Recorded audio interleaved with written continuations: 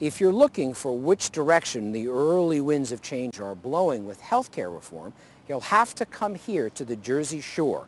I'm here at Ocean Medical Center. This hospital is engaging in a fascinating new trial in remote healthcare monitoring that's using some basic technologies to fundamentally change the relationship between healthcare providers and patients.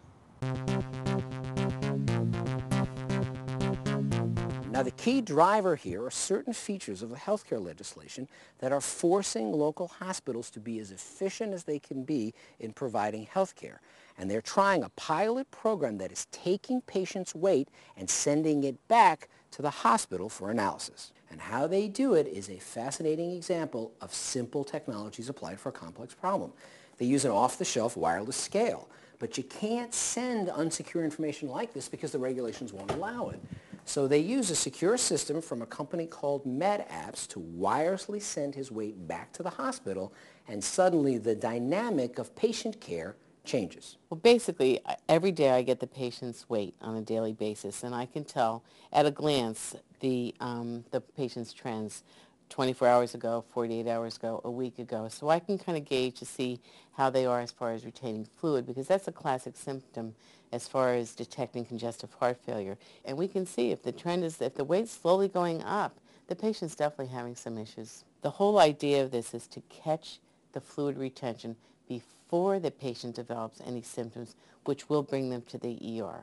I had a congestive heart failure, and they took me to the hospital, treated me there, and then they contacted me at the hospital if I would be interested in doing this pilot program. I said, sure. I thought it was great because if I gained 2 pounds or more, they would call me up and let me know that I had gained 2 pounds. And it kept me constantly watching my diet, what I ate. Where a nurse going in the home can maybe see 6 or 7 patients at the most in one day, I can review 20 in an hour. And Meridian Health is so confident that this is the future of healthcare that they've invested in a joint venture with a Swedish remote telemedicine firm called SciPac. They've developed this remote health journal that allows patients to automatically collect basic information about pain level, how they feel during the course of the day that affects what type of pain meds they take.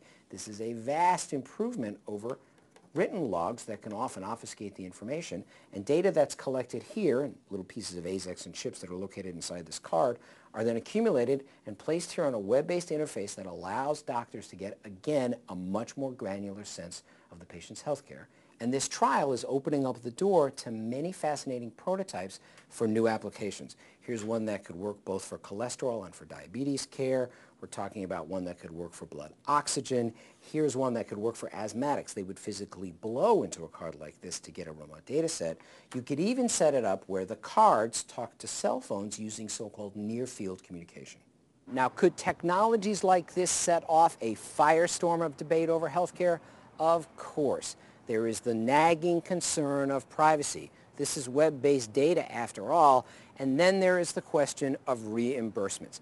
It is not clear at this point how hospitals will be paid for this, how doctors will be paid for this, and how patients will put in for reimbursement. All these efforts could be scuttled by even small inefficiencies in the model. But the fascinating part is, just months after this legislation has been signed, there are powerful new technologies that are coming into practical use that were once inconceivable just last year. I'm Jonathan Bloom in Central New Jersey for CNN Money.